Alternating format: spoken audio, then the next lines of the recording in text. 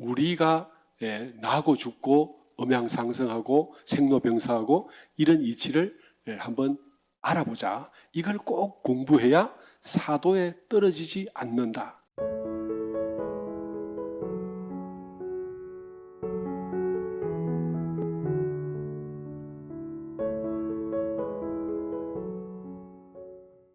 네, 반갑습니다.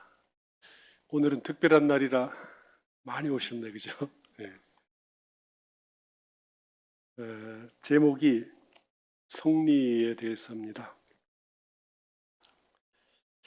대종사께서 종교의 문에 성리를 밝히지 않으면 이는 정당한 도가 아니다. 또는 이는 곧 사도라. 이렇게 말씀을 하셨어요. 그만큼 성리가 종교의 정말 정당한 종교의 역할을 하는데 얼마나 중요한 위치에 있는가를 말씀하시는 단적인 표현이라고 생각을 합니다.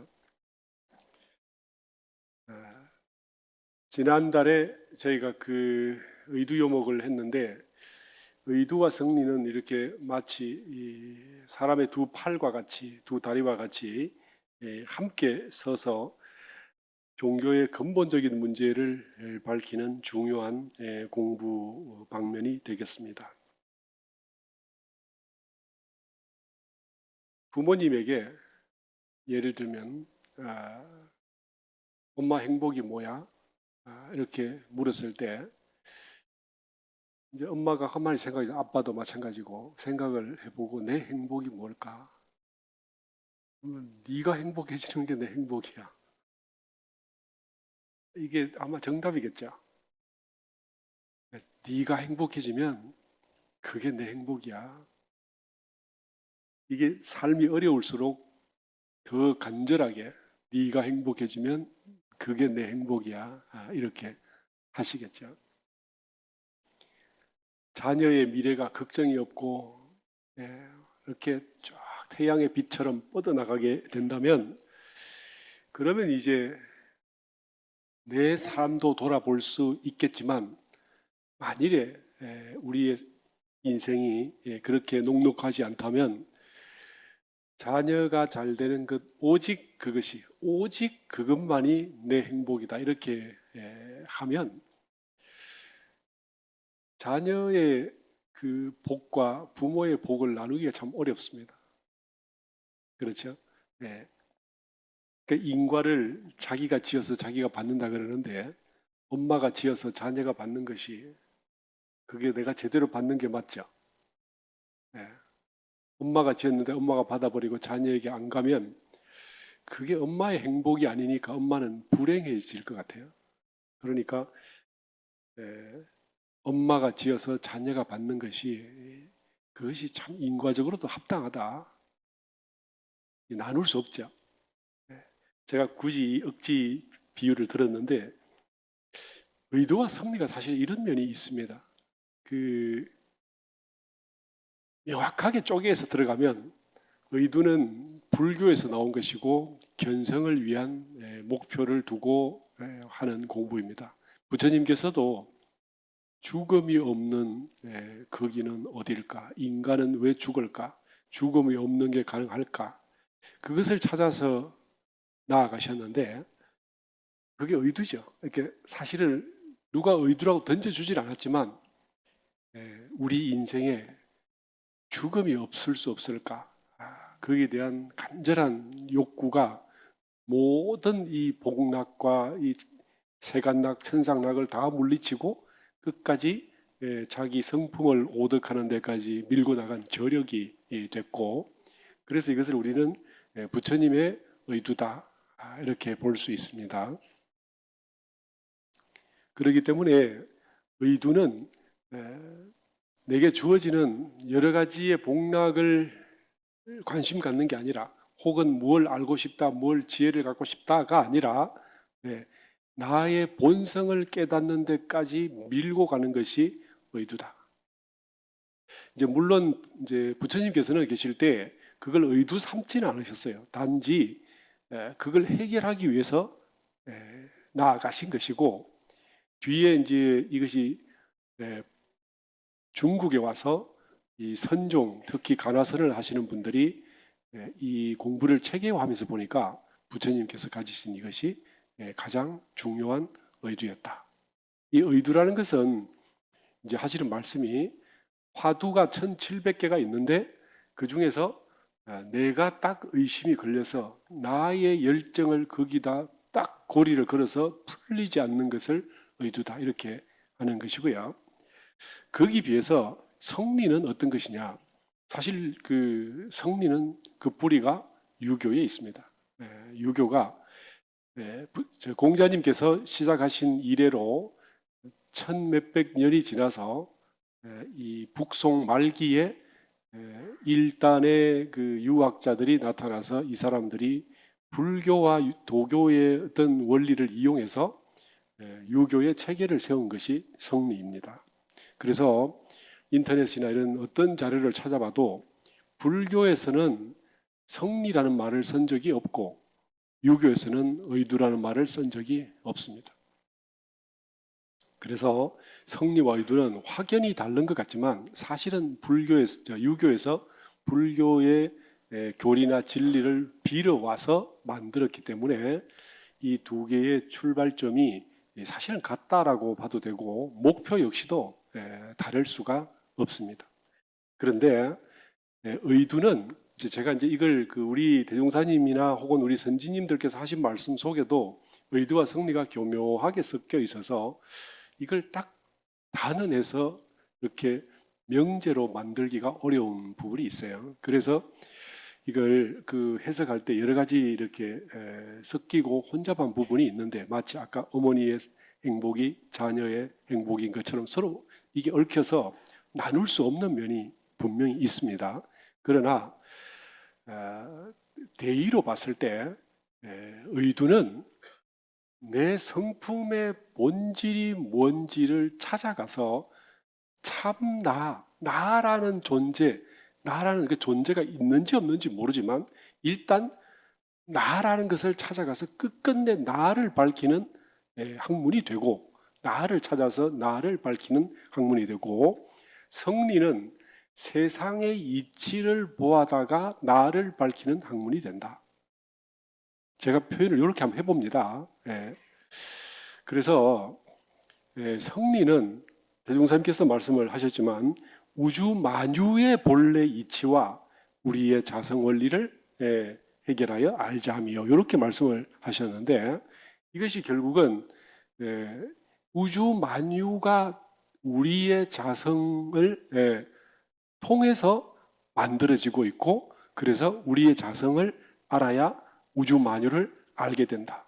혹은 우리의 마음이나 인품이나 성격이나 혹은 내가 나라고 여기는 그 어떤 것들도 이것이 결국 성리로 들어가서 해결할 문제다. 분명히 둘은 내용이 다르긴 다른데 딱 잘라서 이건 이거고 저건 저거다 이렇게 말하기가 어려운 면이 있습니다.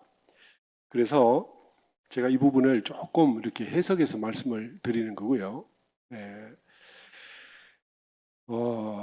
성리라고 하면 그 있는 것에 대한 어떤 예를 들면 부처님께서 모든 있는 것은 인연과라는 인이 연을 만나서 과를 만들어낸다. 이렇게 해서 인연과라는 원리를 가지고 이 세상에 만물이 있다고 그러셨죠. 그래서 이것을 그대로 풀어서 인연과가 무엇인지에 대해서 접근해 가는 것이 성리다. 그런데 의두는 인연과에 관심 없다. 나의 본질이 무엇이냐 이것을 파고 들어가는 것이다. 이렇게 아마 이해를 하면 조금 이게 해석이 될 것 같습니다. 그렇기 때문에 의두는 그 사물을 잡든지 일상생활 속에 궁금한 걸 잡든지 부처님께서 주신 혹은 대종사님께서 내놓으신 그 의두 중에서 그 하나를 무엇이라도 잡고 어디를 향해서 나아가냐? 나의 본래 성품을 향해서 나아간다. 이렇게 되기 때문에 의두를 잡은 그것을 해석하고 풀지 않습니다. 그런데 성리는 인연과를 풀어 들어갑니다. 그걸 해석하고 원리를 찾고 이치를 밝히고 그렇게 해서 들어가 보니까 결국 인연과의 실체도 공하더라. 공을 얻을 수밖에 없겠죠. 나중에 결국 가면. 그래서 모든 게 공한 가운데 그 공하지 않은 것이 무엇이냐 하고 밝히는 것이 성리다. 이렇게 말씀을 제가 드리겠습니다. 이 성리라는 것은 북송 때 이후에, 그러니까 우리나라 고려 말기쯤에 소위 중국에서 신유학이 만들어지고 성리가 탄생을 했는데, 그때부터 약 700년에 걸친 역사에 한없는 사람들이 일생을 바쳐서 연구하고 오직 여기에만 매진한 것이 성리입니다. 그래서 성리학을 아주 깊은 학문이고 평생을 해도 할 수 없는 학문이라는 말씀을 드려도 맞고요. 그런데 이제 혹 사람들이 조선 말기 이후에 성리학을 하다가 국가가 망했다. 그래서 성리학을 아주 안 좋은 학문으로 이렇게 치부하고 급격하게 과학으로 쏠려가서 지금 우리나라가 현재 같은 이런 문명을 이루고 있죠. 그런데 이게 똑같은 이치로 고려 말기에 고려가 망한 그 결정적 이유가 불교가 너무 부패해서, 그래서 신진 사대부들이 유학을 선택을 했습니다. 그러니까 한때 썩었던 불교가 유교에서 배척되고, 유교는 정말 실답고 실질적인 학문이라고 했는데 이것이 500년이 지난 뒤에 유교 역시 썩어서 그래서 국가를 망쳤다. 이렇게 똑같은 상황으로 가는 거죠. 그러니까 불교나 유교가 썩은 게 아니라 그것과 관련된 이권을 가진 사람들이 썩었었다. 이렇게 보는 게 맞습니다. 성리라는 것은 근본적으로 어떤 이야기를 하냐면요.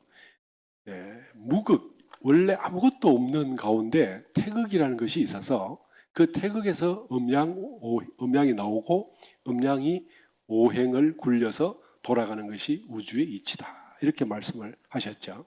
아까 제가 말씀드린 것처럼 종교의 문에 성리를 밝힌 바가 없으면 이는 곧 사도라. 이 말이 무슨 말인가 하면 원불교는 반드시 성리를 밝혀야 된다는 말이고요.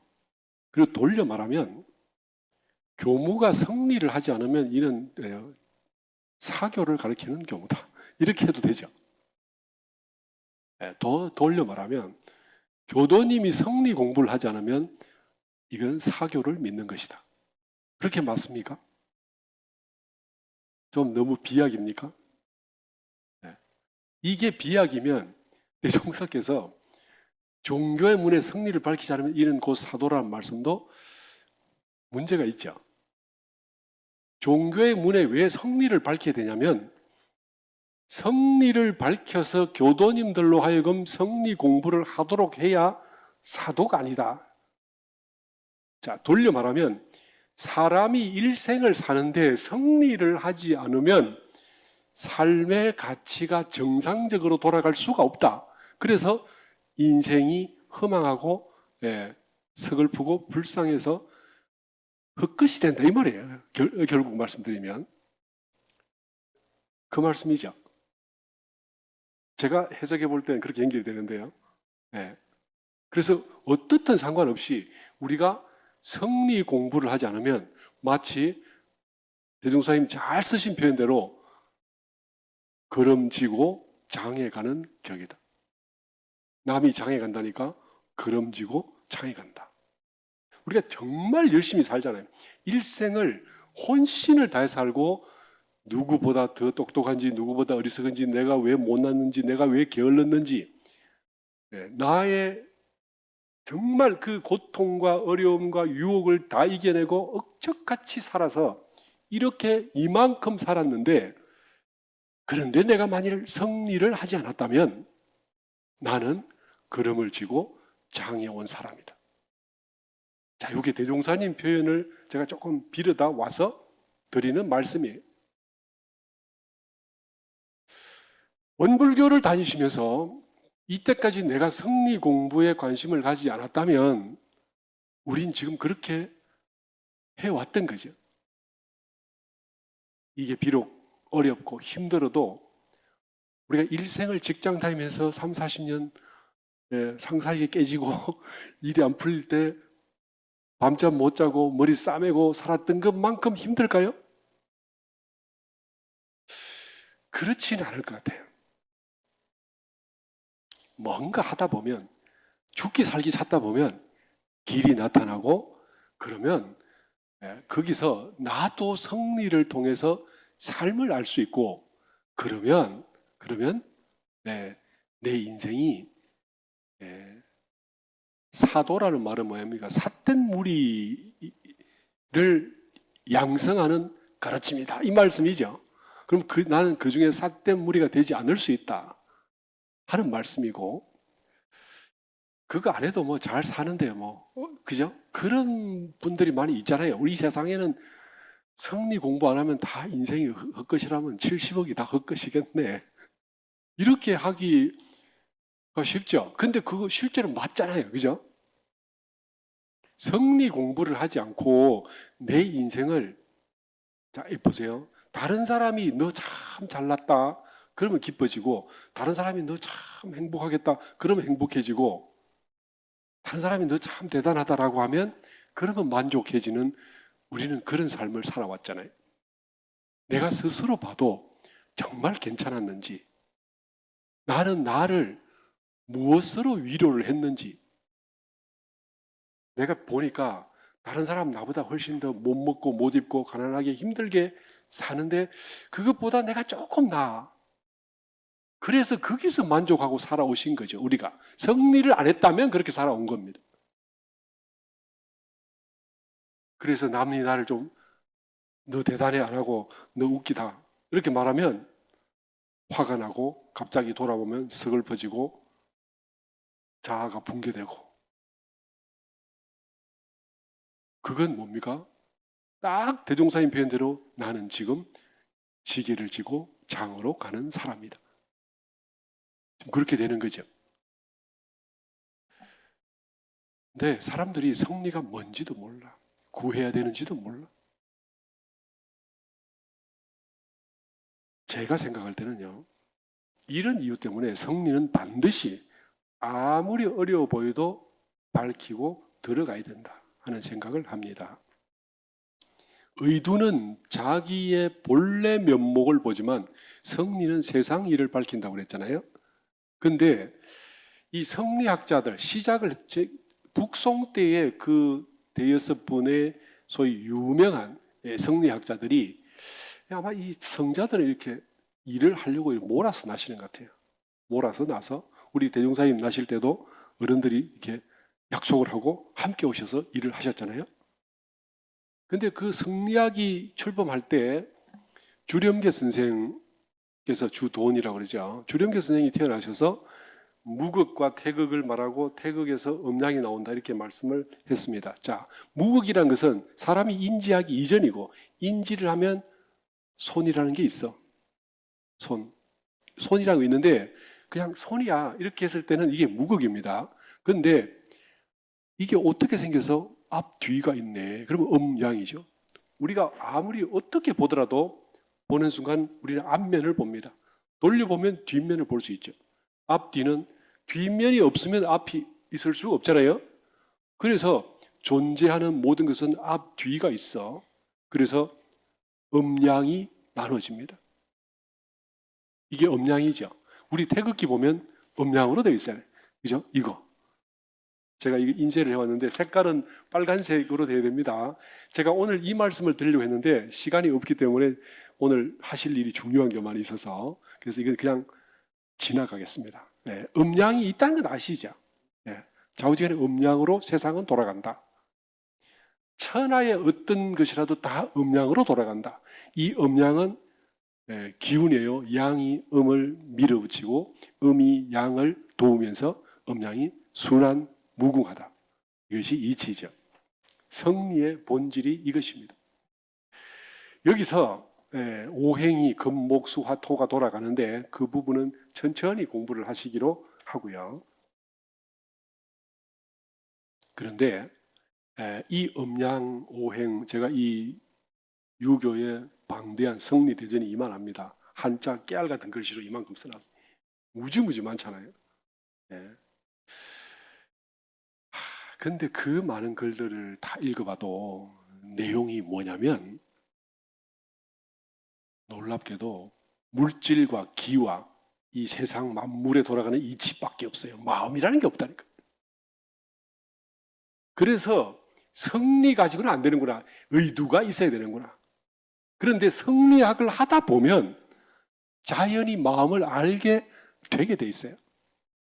그래서 성리학을 했던 많은 사람들이 예를 들면 주렴교 선생, 그 다음에 정명도 선생, 그 다음에 소광절 선생, 그 다음에 장행거 선생 이런 분들이 하나같이 깊이 이게 이분들이 소위 성리학을 신유학을 창조했던 사람들이기 때문에 생각을 많이 하면서 궁리를 했었고요. 궁리하는 가운데 청정한 마치 입정 상태처럼 고요히 이렇게 생각을 해오는 과정에서 정신이 많이 맑아졌고 맑아지니까 결과가 어떻게 되냐? 말씀 들어보셨죠? 명도 아랫집에 산다. 이렇게. 명도 아랫집에 산다는 말이 무슨 말입니까? 미래를 조금 맞춘다는 말이잖아요. 그죠? 이 명도라는, 정명도라는 분이 깊이 사숙을 하면서 날이면 날마다 텐마루에 고요히 앉아서 생각을 하고 궁리를 했기 때문에 이분이 정신이 맑아져서요. 비 오고 안 올지, 사람 오고 갈지, 어떤 일이 생길지를 다 맞히는 거죠. 그래서 어떤 사람이 가서 어렵다 그러면 해법을 일러주기 시작했고요. 그러니까 이분이 마치 점쟁이처럼 됐어요. 그래서 우리나라에 보면 대나무 꽂은 사람들이 정명도 신이 들었다 이렇게 해가지고 그 명도 신을 받들고 이렇게 사람들의 미래를 이렇게 봐주는 거죠. 그러니까 이제 우리가 흔히 정명도 선생처럼 잘 알지는 못하지만 그 앞집에 살아가지고 그 사람들 이렇게 보는 걸 조금 보고 들은 게 있어서 나도 좀 맞힌다. 농담 삼아서. 정통은 아니지만 어설프게 그런 짓을 좀 한다. 그게 이제 명도 아랫집에 살았다. 그 말이에요. 네. 그러면 이분만 그러냐? 제가 금방 예를 들었던 그 어른들이 하나같이 다 미래를 봅니다. 우리나라에서도 보면요. 토정비결 같은 게 토정 이지암 선생이 우리가 잘 모를 때 유학자가 아닌 것 같잖아요. 이분이 유학자거든요. 네. 이분의 스승이 누굽니까? 송도 3절 아시죠? 황진이가 좋아했던 그분. 그분의 제자입니다. 이분이. 근데 이분이 유학을 깊이 하면서 성찰을 깊이 하는 가운데 이분도 이렇게 영지가 열리게 되고 보게 됐죠. 자, 이게 뭐냐면요. 성리학을 깊이 해서 성리를 알다 보면 그 맑은 정신으로 세상의 이치를 알게 된다. 그런 겁니다. 그러니까 우리가 성리를 하면 단지 음양오행만 아는 게 아니라 세상 이치를 알게 된다. 대종사님께서는요.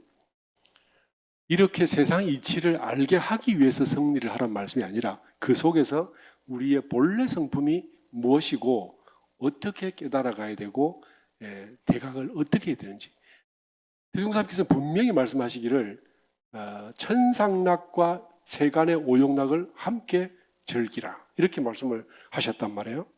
그때에 이 성리를 통해서 들어가면 지혜가 한없이 밝아져서 세간의 오용락의 원리를 다 알게 됩니다. 이유가 뭡니까? 세상 모든 것은 인연과로 만들어져 있고 이 인연과가 결국은 음양의 두 기운이 서로 합하고 풀어지면서 어떻게 움직여지는지 돌려 말하면 이치를 따라 기가 어떻게 힘을 얻어가는지 이런 것을 밝히는 것이 그것이 성리다. 그래서 이 성리를 우리가 공부를 해야 됩니다. 대종사님의 법문의 곳곳에서 성리와 관련된 말씀이 나오고 이것이 우리 그 이론상 법에 보면 인과 보응의 이치가 음양 상승과 같이 되는 줄을 알며 우리 우리 교서의 핵심 중에 핵심이고 예, 경전의 핵심인 이론상 법어. 이론상 법어란 무슨 말인가 하면요. 도를 깨달은 사람은 이런 모습이 돼 라고 선언하시고 그 소위 그 뭐라죠 이게 그 전형적인 원형을 모범 어떤 그 표준을 만들어 놓으신 것이 이론상 법어입니다.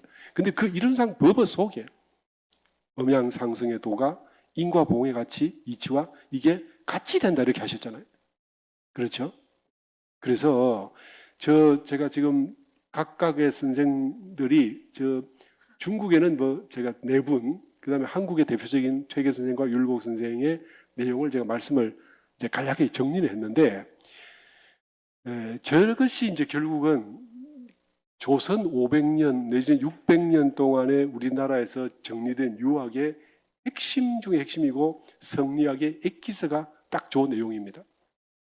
그래서 저걸 보고 우리가 나고 죽고 음양상승하고 생로병사하고 이런 이치를 한번 알아보자. 이걸 꼭 공부해야 사도에 떨어지지 않는다 하는 말씀을 하신 것이고 일상생활에서 복과 지혜를 닦아가시되 근본적인 성리를 우리가 해서 자기 성품을 오덕하고 내 본래 마음 하나가 이 온 우주를 어떻게 내 것으로 만들어서 손에 마음대로 주물고 다니는지 이것을 한번 알아보자.